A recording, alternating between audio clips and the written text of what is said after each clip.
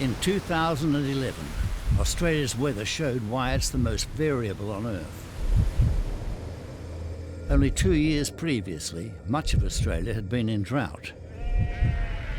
Then in 2010, the weather changed. These were just terrible, terrible times. Rains that were first welcomed as drought breakers created catastrophic floods. As we grieve for family and friends,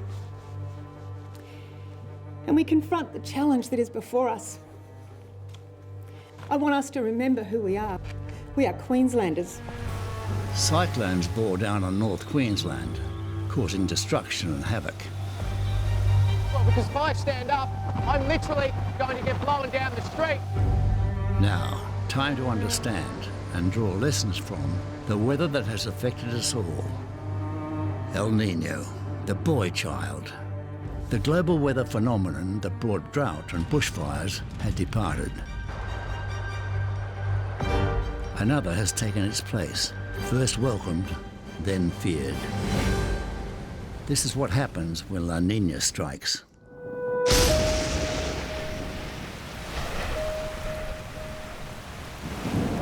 flash flood was indiscriminate, picking up cars, houses and families.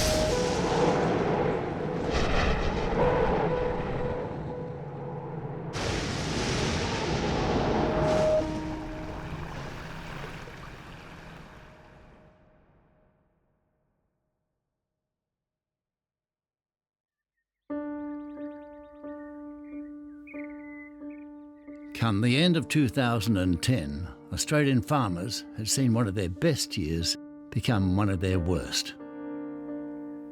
Really, I've never seen a situation where I've seen so many people so depressed. Because we'd been through the year, we'd grown such fantastic crops, and then we got to that point where we're about ready to harvest, and down she came.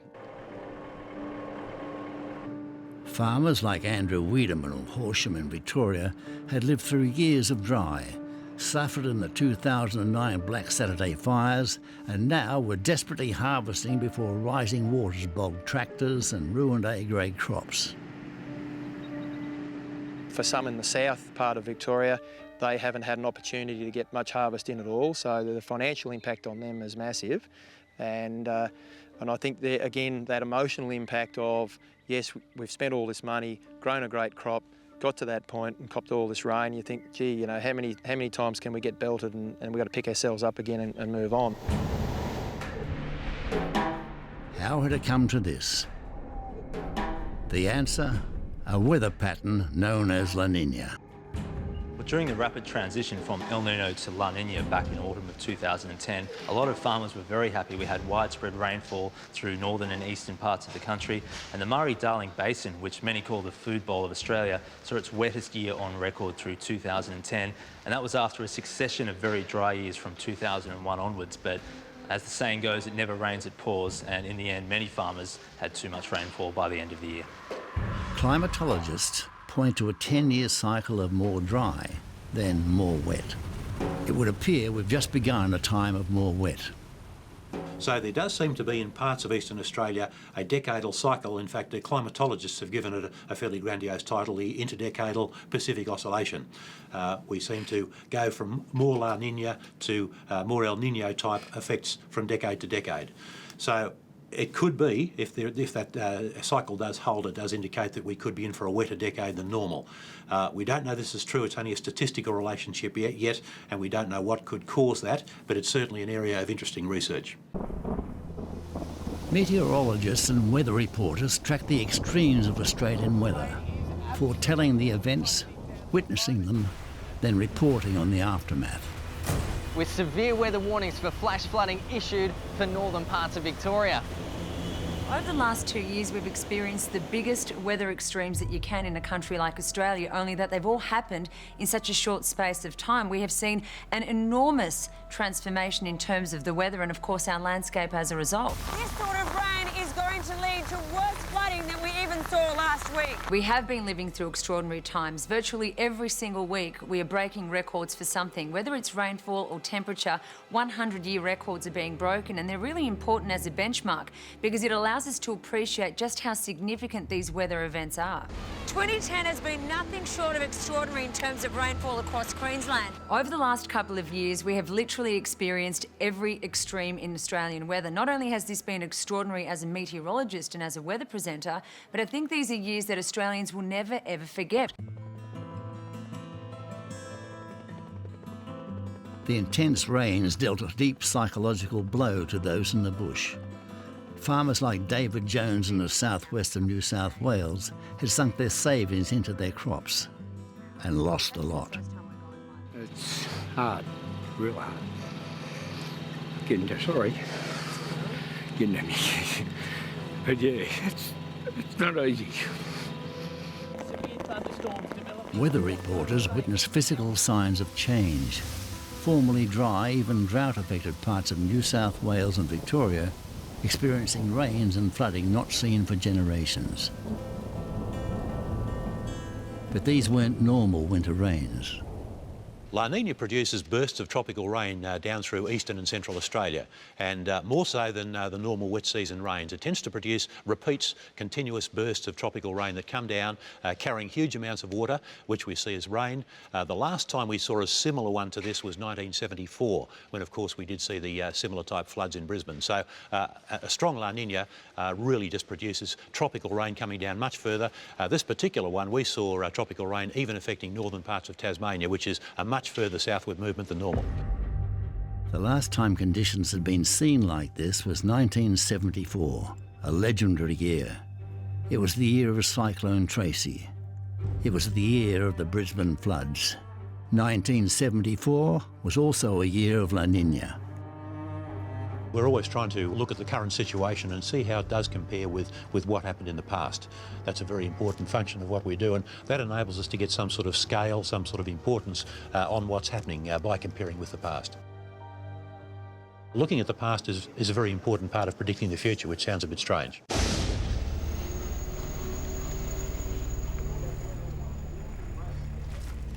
In late 2010, many lessons were still being learned. La Niña was showing her hand, and she would continue to do so even more strongly just weeks later, when the flash flooding of southeast Queensland made headlines around the world. What meteorologists did know was that the weather system that brings dry to Australia, El Niño, had finished, and its wet opposite, La Niña, had started. They knew this by tracking an intricate tropical Pacific Ocean temperature pattern that affects every country on the Pacific Rim. Warm water oscillates across the tropical Pacific in irregular cycles. It's a complex system of trade winds, the rotation of the Earth, and the natural cycle of warming and cooling. Rains tend to follow the warmer water, so when warm waters are in the east, over towards South America, Australia can experience dry weather, a phase we now call El Niño. And this is the phase that had dominated Australia's weather patterns for more than a decade. In 2010, sea surface temperatures over the western equatorial Pacific warmed considerably, while those of the central Pacific cooled. This is what we know as La Niña, and she brought the rains. I can't think of a worse place to be a farmer than Australia, because we do have the most variable weather right across the globe. During El Nino years, we get severe droughts. During La Nina years, we get heavy rain and flooding. And we get an El Nino and a La Nina around every 2 to 5 years, so they're a very common occurrence. But 2010 had something else. Coinciding with the La Nina cycle was a separate, moisture-producing weather pattern, the negative Indian Ocean dipole. This occurs when the equatorial Indian Ocean is warmer on the Australian side than the African side. Together, these two moisture feeders drenched Australia.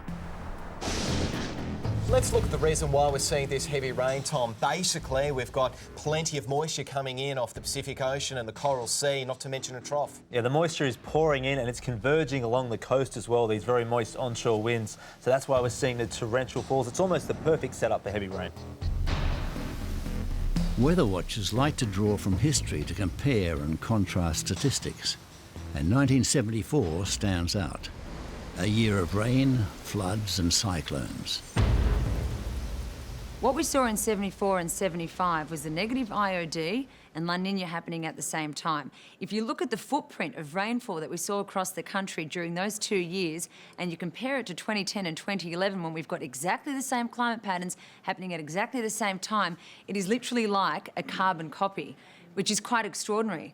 But when you think about it, you just can't imagine something as bad as 1974 happening again until it actually happens. While many parts of New South Wales and Victoria saw their fair share of floods in late 2010, it was Queensland that was to experience La Niña at her worst.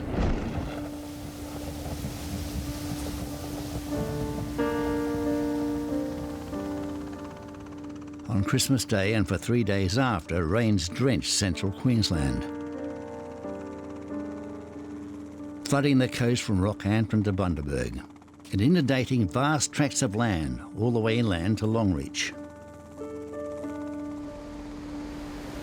2 weeks later, rain event after rain event had saturated southeast Queensland.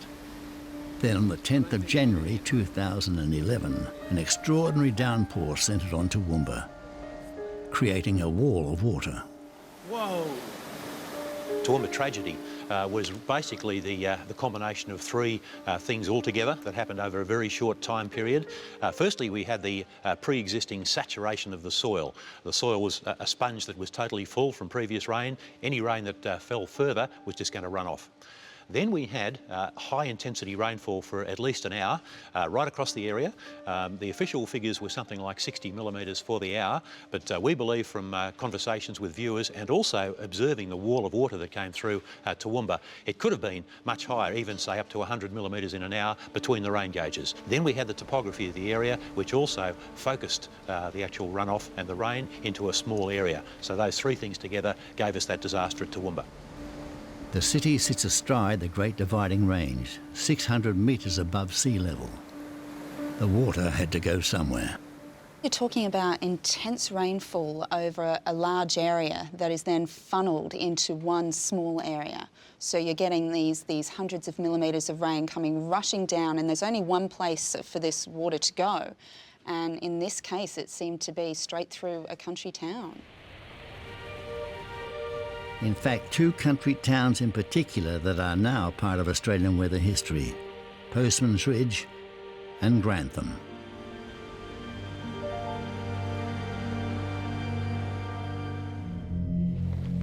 Well, Queensland is reeling this morning from the worst natural disaster in our history and possibly in the history of our nation. On January the 10th, 2011, the full power of a La Niña generated rain event was revealed. Up to 100 millimetres fell in an hour on Toowoomba, and the water had no choice but to head down the escarpments. On the east side, the Lockyer Valley, sits the town of Grantham. SES volunteer Annette Fivefoot was dispatched to warn the town of flooding, but was confronted by this.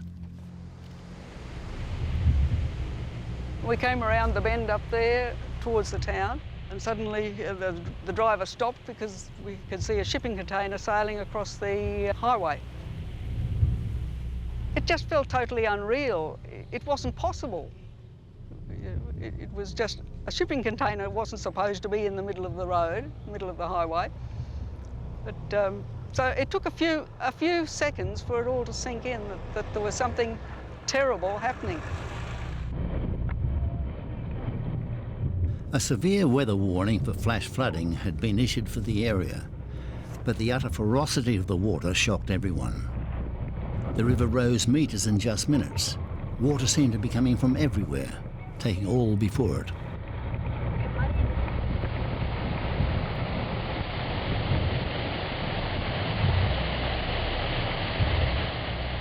Well, now 100 millimetres of rain in 1 hour. What would that feel like? Now, if you can think of the heaviest thunderstorm you've ever seen in your life, and you were standing outside in that for 1 hour, the thunderstorm didn't move for 1 hour, that's what 100 millimetres of rain feels like in 1 hour. Guaranteed to produce flash flooding. What is that? Is that a tent? On the front veranda of the Grantham Hotel, they witnessed carnage. The wall of water, and that it is produced by very, very high intensity rainfall over a very small area. And then it's got nowhere to go except by gravity, and then you just get this very, very high volume of water that's accumulated very, very quickly, and it's running away downhill.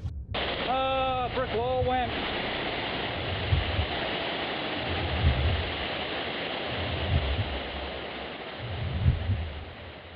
You watch these storms, you watch these weather events, and more often than not you hear reports of trees down or, you know, a little bit of flash flooding, but that event was so... there was nothing to measure that against. It was the power of Mother Nature at her absolute worst. There is now a major search and rescue mission in the Lockyer Valley. It is a mission that is being supplied by the Australian Defence Force, by police, by fire and rescue staff and by emergency workers.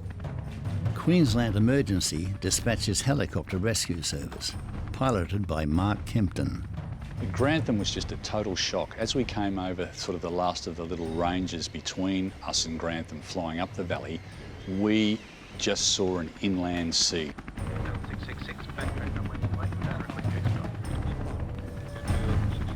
There was literally just a moving mass of items. There was cars floating away, there was trucks being washed away, there was shipping containers, there was water tanks being smashed around, bits of building and debris were pouring off. Everything that would normally be there was just totally destroyed and swept away, and nothing was going to stop that water from doing what it wanted to do. It was just an incredible force of nature that was just smashing anything in its path. The Lockyer Valley also had intense rainfall on the 10th and the 11th of January. We had rain rates up around 60 millimetres per hour, but in between the stations which observed the rain rates, we probably had some areas that saw even higher totals. It's very unusual to get rain rates up at 60 millimetres per hour, but I guess what made this event catastrophic was that rain was falling on ground that was already saturated after Queensland went through its wettest spring and December on records. Right head low level. Make right head low level. Far below, people clung to their roofs in shock at the horror swirling around them.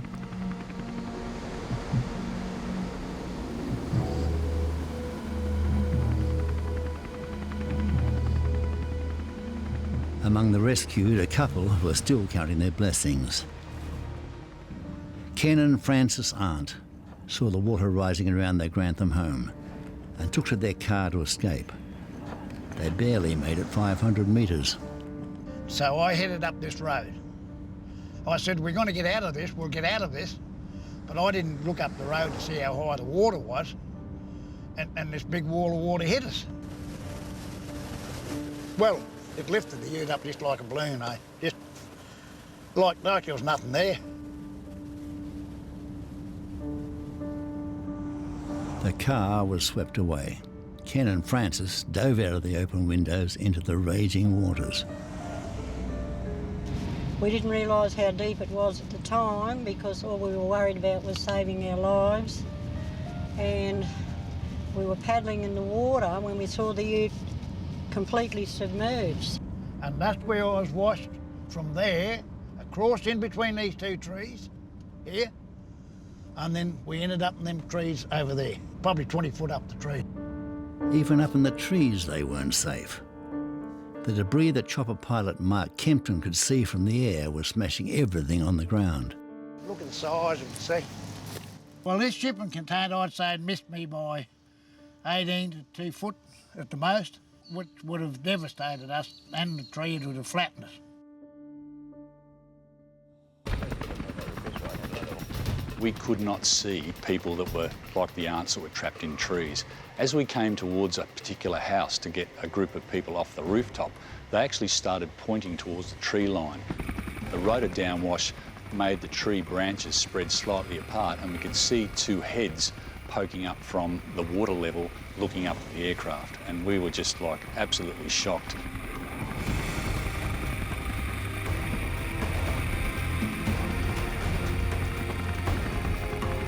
Darren winched the cable back in, and Mark Turner, our rescue crewman, and one of the aunts came out.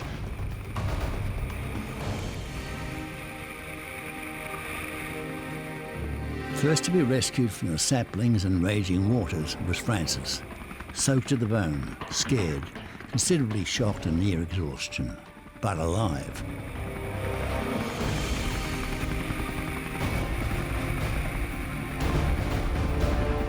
That was an incredible rescue and probably the most daunting of all of them. Ken was soon after. In all that afternoon, 43 people were airlifted to safety.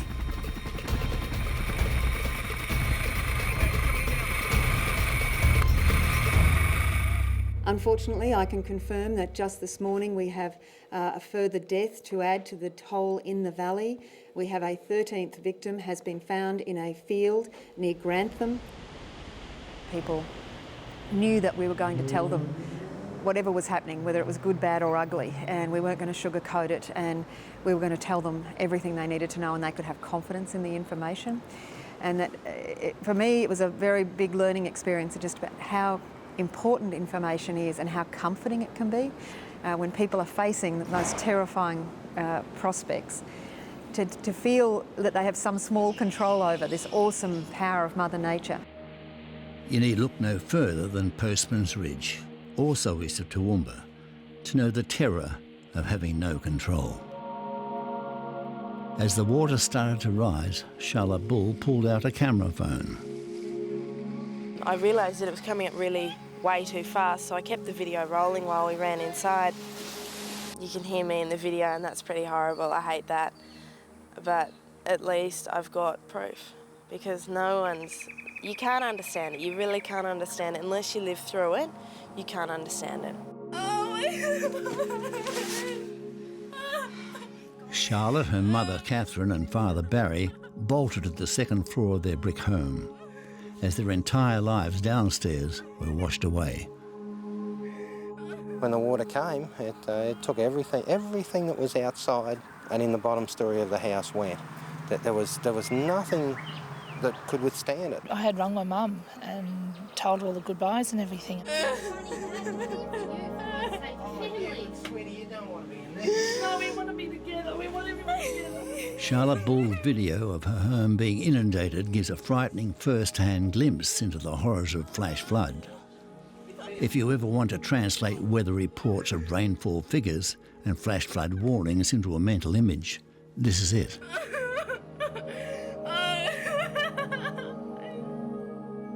From a weather presenter's perspective, you're trained that anything over 30 mils in an hour is going to cause problems. When you're in the office, it's colours on a radar if you're looking at rainfall. You know that yellow is heavy rain. When it gets to red, it's really heavy rain. And if you start to get the blacks in there, then you've either got a torrential downpour or hail. Oh my God, Barry's coming in, Bill. This is all our... On January the 10th, that black dot on the radar showing a torrential tropical downpour sat over Toowoomba for an hour. Oh my God! You don't know if it's the end of the world or you don't know what's happening around you. We didn't know Toowoomba was affected. We didn't know any of this.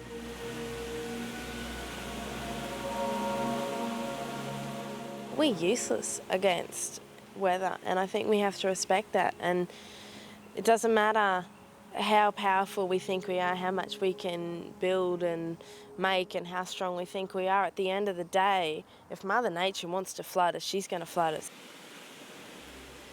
As we weep for what we have lost, and as we grieve for family and friends, and we confront the challenge that is before us, I want us to remember who we are. We are Queenslanders. We're the people that they breed tough north of the border. We're the ones that they knock down and we get up again.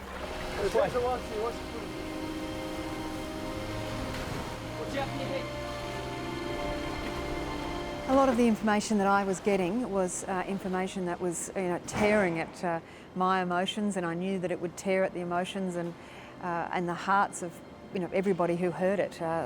You know, we had parents whose children had been swept away in rivers who didn't know whether they were dead or alive. We had children whose parents were gone, and you know, we had police and rescue workers unable to get into these places because the weather was so bad and the roads had all been blocked. And so we didn't know whether people were in difficult, you know, life and death situations, and rescuers unable to get to them. You know, these were just terrible, terrible times. On the one hand, yes, I knew that I had to keep myself together to get the information out and to give people confidence.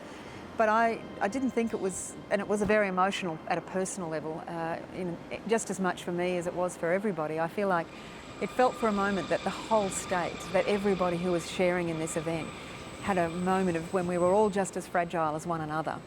And I don't think I entirely separated my emotions from that. And, you know, I think there was a moment when we all shared in what was an incredibly emotional time.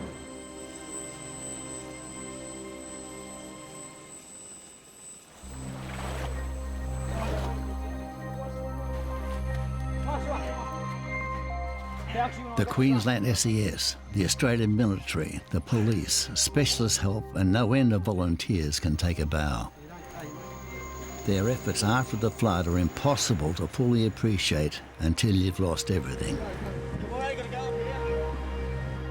Grantham Mayor Steve Jones has the unenviable task of rebuilding a whole community. I think it's really important to be positive. You know, you've got to organise things, make sure things work, and be really positive to people and give them some hope, because a lot of the people here have had really their whole lives devastated. You know, they've lost loved ones, they've lost all their property, they've got no home, all those sorts of things. And you know, the last thing they need is to see a leader that isn't giving them some hope, or someone that's finding it difficult themselves. And you know, let's be honest about it. I mean, we all suffer through this, we all find it difficult, but I think you've really got to make sure, for the sake of others, you stand up and make it happen. Some residents, like Ken and Fran, aren't. Their house condemned and fighting their insurance company over the definitions of the term flood, will have to take what comes. We've sort of lived here for 18 years, and at our age, it's not a nice experience. It's just been all taken away from us. Something we worked for all our life, and now we've got nothing left. Yeah. So anyway, we just have to wait and see what happens from here on in. Others, like the Bull family, their house still standing, can look at the surrounding geography now and realise that though rare, this is not the first flash flooding on the escarpments. They won't wait for the next. It changes your life completely. Like an hour, a week before this, we're rolling along really nicely with everything in place. Now we look at a house, we don't even recognise any of this. This doesn't look like the old house. This looks like something different, as though we're staying in somebody else's place. Some days you just want to go back to your old house. We weren't heroes. We didn't choose to do this. The only choice we've got now is to get away from here. Rain is scary. When you hear it rain, you start to panic. People are like, oh, isn't it lovely? You listen to the rain on the roof and you lie in bed. Isn't that beautiful and tranquil? And you even get CDs of rain. And now when you hear rain, you can't sleep, you can't do anything. You're always looking at the creek now. You're thinking, all right, what's important downstairs that I'm going to lose this time? Some wondered whether the extremes of this La Niña could in part be due to climate change. It's just too early to tell. Well, there's conflicting expert advice from climatologists. There's a large body of climatologists are saying, yes, we are looking at climate change. We have seen this before, but we're seeing a lot more extremes.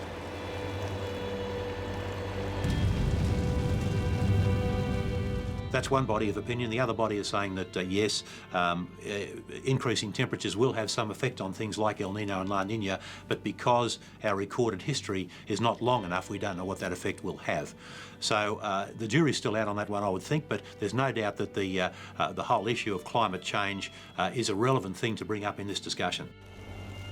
Climate change or not, for now, Queensland had other problems. The waters from the flash floods were moving downstream.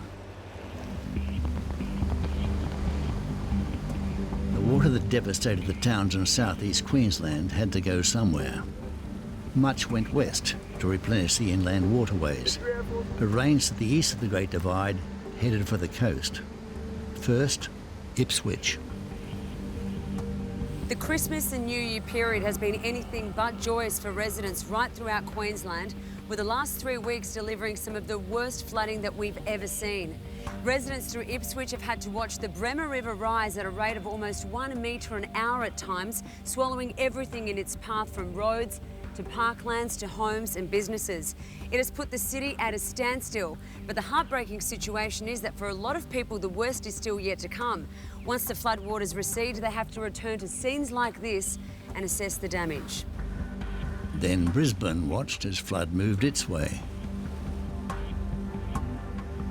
In contrast to what happened through Toowoomba in the Lockyer Valley, the Brisbane flood peak was a slow-moving peak that was quite easy to forecast. Looking at the river heights upstream, you can then project what they will be downstream in the next few hours or in sometimes days. Australia's third biggest city suffered a slow dance with the elements. It wasn't just Brisbane that was getting torrential rain. It was a huge area of southeast Queensland that was getting torrential falls, and these rivers were already completely swollen, and a lot of them actually running into each other, and eventually, of course, the Brisbane River.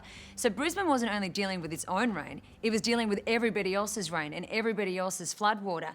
And the power of this water was just extraordinary. When you looked at it, you knew that nothing stood a chance. It was thundering, it was flowing so fast, and it was picking up everything in its path. Just one of its feeders, the Bremer, had already peaked at Ipswich at 19.4 metres. All the Bremer's floodwaters would flow into the Brisbane River, because it joins below what many hoped would be the city's flood saviour, the Wivenhoe Dam. Well before the January rains, the Wivenhoe's relationship with Brisbane flooding had been creating much discussion. Queensland's record-breaking rain has got a lot of the locals talking, and it's not just about when this rain is going to stop. It's also about Wivenhoe Dam's emergency capacity. You see, it's not just a water storage facility. It has also been designed to hold back almost 1.5 million megalitres of water from entering the Brisbane River in order to stop any potential floods. But a lot of people are wondering, is this too conservative? Should this extra capacity be used to actually store some safe drinking water? But in light of the 1974 floods and this sort of rain, you can see how very strict flood assessments need to be made before any changes are undertaken. When you're talking about rain in millimetres, or even when you're talking about floods, it's very difficult to grasp what that actually means until you see something like that water just thundering out of Wivenhoe Dam. I was standing there with hundreds of locals who just could not believe what they were seeing. It was like Niagara Falls. The sound and the spray of the water was just going for metres and metres, and it really gave you some idea of just how much water we were talking about across southeast Queensland. Now, with the January event, the dam's time had come. Full to the brim, it had to release waters. Wivenhoe Dam was planned initially as a water supply dam for Brisbane, primarily water supply. The occurrence of the 1974 flood changed the priorities from water supply primarily to, I suppose, a mixture of water supply and flood mitigation, with a large emphasis on flood mitigation. But there's no authority, e.g. the state government or various departments or state emergency service or the Weather Bureau, no one said that the presence of Wivenhoe would stop future flooding. Jeff Heatherwick was the hydrologist tasked with examining the 1974 floods in Brisbane. He knew nothing was going to stop Brisbane flooding again. Across 35 Brisbane riverside suburbs, the waters rose nearly 5 metres. 3 metres below record flood levels of 1893. Cold comfort for some. Just when you think you've seen it all, you come across another suburb. Now I'm in Organflower in Brisbane at the moment, and I've just been speaking to one of the residents that lives in just one street away. He's just told me the water is actually over his roofline, and he only moved in a week ago. Ominously, neither the 74 nor the 2011 floods have been Brisbane's highest. You could say the city got off cheaply. The 1974 flood was cost some 200 million. This one will be in the billions probably. They were relatively small.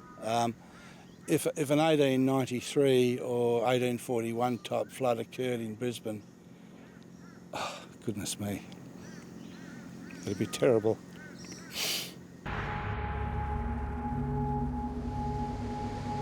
Thankfully, not one life was lost in Brisbane.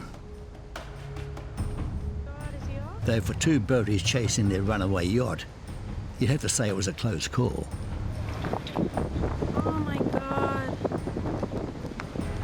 Is he? Oh my God. It took him, Jay? Oh, can we help them?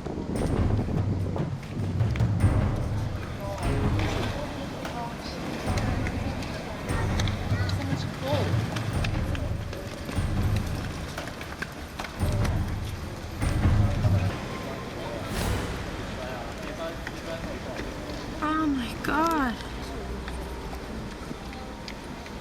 Oh no, look at him. Look at him. The actual flooding was predicted in, I think, something like about 48 hours' notice. So that was a good illustration of how the broad-scale flood is much more predictable. There was time involved, and people had enough time to actually take precautions. While Brisbane cleaned up the tons of mud and debris, and insurance companies began to count the cost, questions were already being posed across the flood-ravaged southeast. Whether to build new dams, restrict development, even bulldoze houses on the floodplain. In the spotlight once more was Queensland Premier Anna Bligh. Queensland's not the only place in the world. By and large, as human beings, we have settled by rivers for very good reasons, you know, and the idea that you would relocate London or relocate Paris or relocate Brisbane or Rockhampton, they're not feasible. So you do what you can to protect yourself, to keep people well informed, and in the worst, most vulnerable areas, you look at, you know, things like, which we will be looking at, whether a better system of levees in appropriate places might give us better protection. Floodgates on some of the creeks, whether that's something that's viable. Planning and zoning and building codes will give us better protection next time. So, yeah, then there are some parts of the state which are sort of slated for development, which we might now go back and say, perhaps those developments are not going to happen there. These were all questions to ponder, because unbelievably, the weather had another card to play, and a tired and battered Queensland couldn't take a trick. Just off Fiji, where the waters are warm, a low-pressure system was building. Tropical Cyclone Yasi was on its way. Quite often in the past, you only knew a cyclone was coming when it actually hit the coast. Here at the Weather Channel, we knew 7 days out that there was a cyclone heading towards the Queensland coast. There are some cyclones that are very unpredictable. They make U-turns. You're very unsure exactly where they're going to go and how strong they'll be. Yasi was different. Yasi was very easy to predict, and we knew a week out that a big system was heading towards the Queensland coast. Queensland Premier Anna Bligh was staring in the face of her fourth catastrophic disaster in just 3 weeks. This is a real testament, I think, to modern forecasting. You know, we saw a cyclone like this in 1974 take out the city of Darwin in the middle of the night on Christmas Eve, and people didn't know it was coming. You know, this time we had this forecast that this might be coming literally, you know, while there were still clouds forming over Fiji, before it even looked like a cyclone. We were being told it was potentially a Category 4, Category 5 event before it had even been declared or named. Modern forecasting relies on computer modelling of information collected from around the world, including data from buoys across the Pacific, reporting sea surface temperatures, wind speed and wind directions. With moving over very warm sea surface temperatures, you need at least 26.5 to have a tropical cyclone develop. They're up around 28, 29 over the Coral Sea. We also had very little wind shear through the atmosphere. Tropical cyclones get torn apart with wind shear. If you have winds from one direction at the bottom of the atmosphere and winds from a separate direction at the top of the atmosphere, the system can't hold its vertical structure. And there was also outflow at the top of the storm for all the air to go. The air rushes into the centre of a cyclone, rises up through the atmosphere, but it has to go somewhere once it gets to the top. And Tropical Cyclone Yasi had a very good outflow from the top.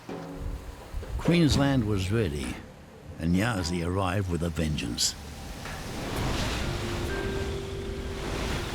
In the last week of January 2011, meteorologists detected the telltale signs of a cyclone in the making.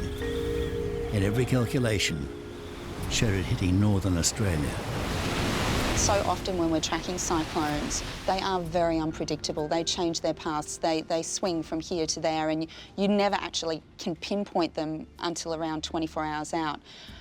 But the sort of meteorological setup for this was that this cyclone was on one path and one path only.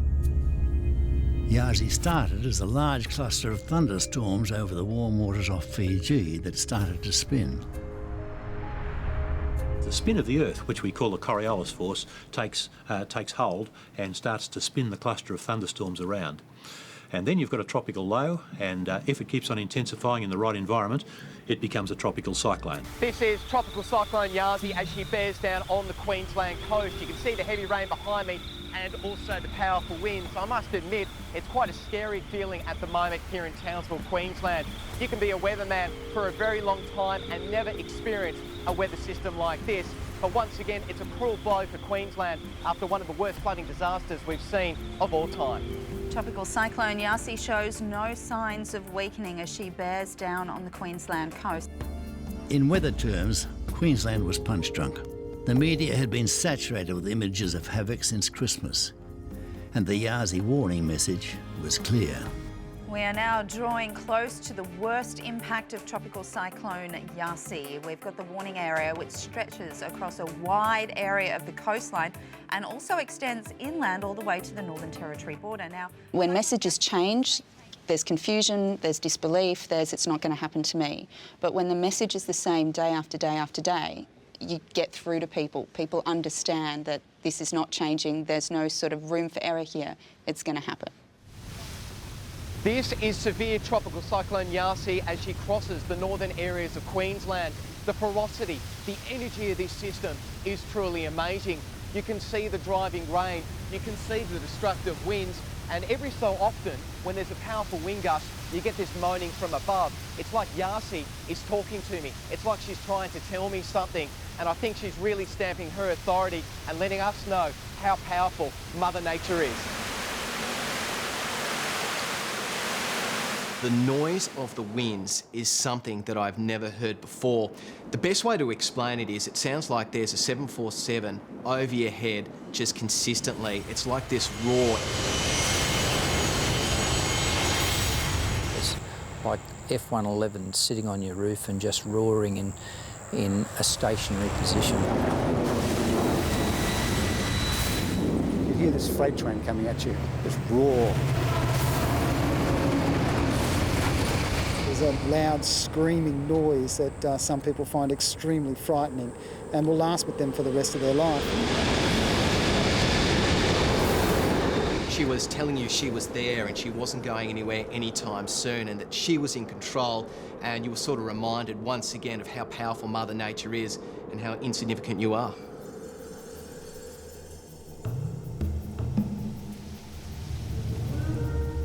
Tropical Cyclone Yasi's eye hit North Queensland near Mission Beach between 12 and 1 a.m. on the morning of February the 3rd, 2011, as a Category 5 system, the very top end of the cyclone scale.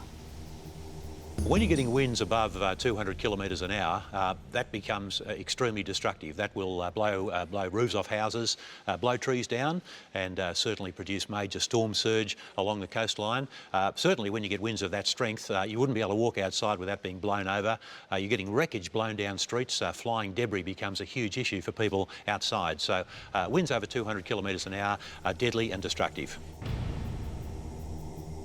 Severe Tropical Cyclone Yasi heading towards the coast as a Category 5 system. When it hit the coast, wind gusts near the eye probably up around 285 kilometres per hour. That sort of wind strong enough to cause widespread destruction. Now, the most severe weather is always to the south of the eye. So south from Tully down to around Townsville, there was widespread damage. That's where the heaviest rainfall was as well. Around 300 millimetres fell in 24 hours. And there was also a storm surge recorded up to around 5 metres.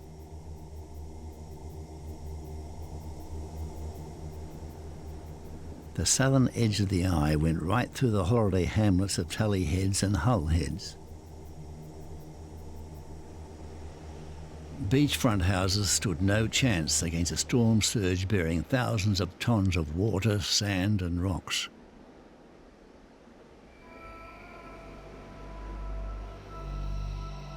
To move these size boulders requires tremendous force, really, really does. It requires several metres flow depth of water moving at a fairly rapid velocity to be able to do this sort of thing.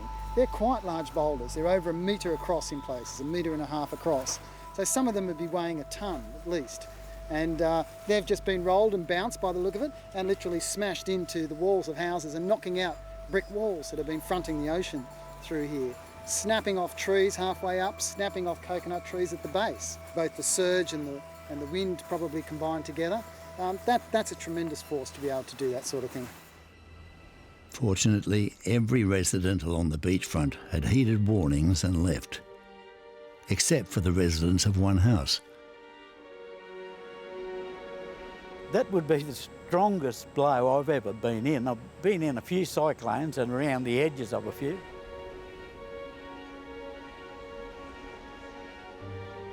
It just kept hammering and hammering, you know, from about 5 o'clock in the evening till 3, 4 o'clock in the morning.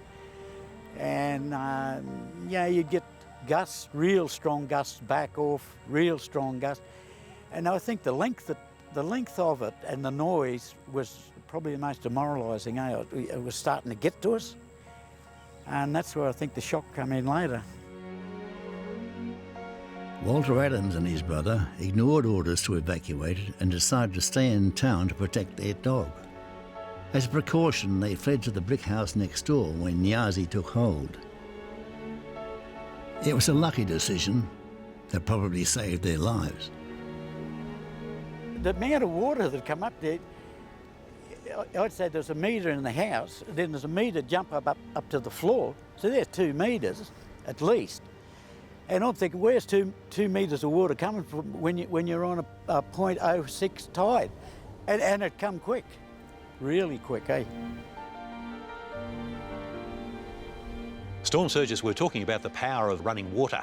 And we saw that, of course, the tragic incidents in Toowoomba. You get the same sort of effect with a storm surge in a tropical cyclone. Moving water has a huge force, and picking up boulders and things like that is child's play to a storm surge. Walter's house is gone, made derelict by the force of nature. One wall was completely gone. The front was more damaged than the back. There was nothing left. You know, we had fridges and deep freezers and all, it's all gone.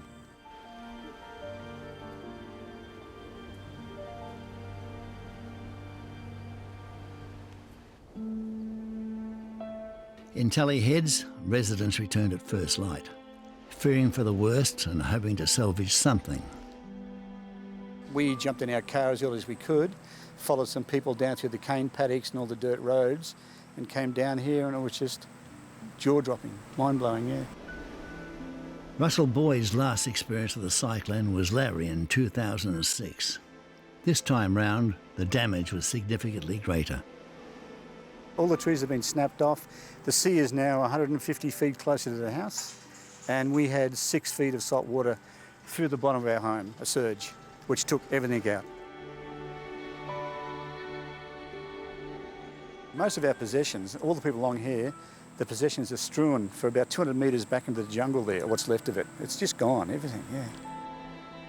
Carnage on a scale was unbelievable. It was like a bomb had hit the place, yeah. We were here for Larry, and this just left Larry for dead.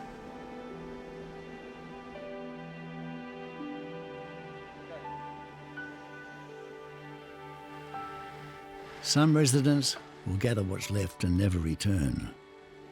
Russell will move away from Tally Heads. He may come back one day and rebuild. One positive, if any positives can be drawn from such an event, is that whole communities have come together under the cloak of tragedy. Volunteers, emergency service, the military, church groups and individuals.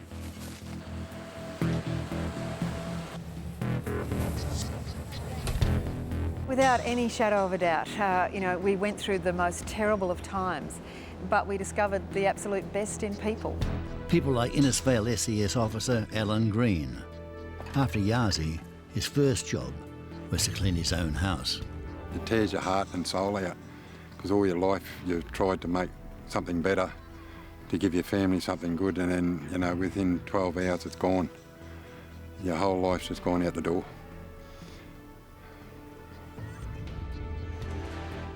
And he donned his uniform and started helping others. We fixed our place up as best we could, and then I went back into SES and tried to help others that are worse off than I am. And there's quite a few of them people out there.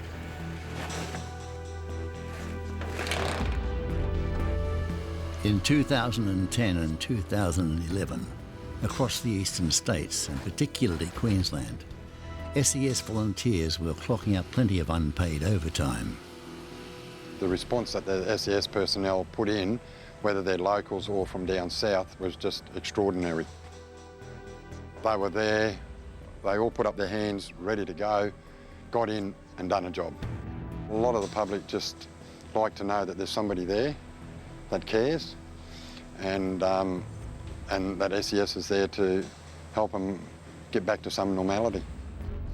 The repair bill for Yasi's damage across North Queensland may never be fully tallied. Conservative estimates put it in the billions, and it didn't hit a major city. It also didn't restrict its damage to the beachfront communities. The power and energy of the cyclone drove it inland. As the cyclone moved inland, it was starved of its fuel, that's the warm ocean waters. It quickly weakened, but as it moved further west towards inland Australia, it also brought heavy rain and flooding to the outback, even when it was below tropical cyclone intensity. Second-generation Tully banana farmer Angelo Crema lost the lot when Yasi hit. We had a very dry year last year. I think it might be the second driest year on record. And now we've had a cyclone, so, you know, it's very hard to predict.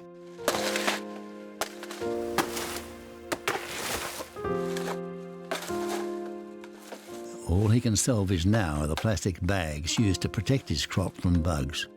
At $1 a bag, it's worth it. It costs you thousands a day to do the clean-up. So for me to clean up this place, you know, there's 200 acres here, you're probably looking at probably 50,000 to bring it into a region where I can start working on it again. And then it just goes on from there, you know. There's no insurance. You have a loss, you wear it. You've just got to keep going as though nothing happened and use the best. Well, you just got to go a little bit harder, I guess, and be careful, be more careful with your money. Angela Crema can stand in line as another victim in a long line of 2011 weather victims. His banana trees will grow back, but the challenge for meteorologists is now forecasting to a nervous public what will happen next as La Niña ends. This is Australian weather.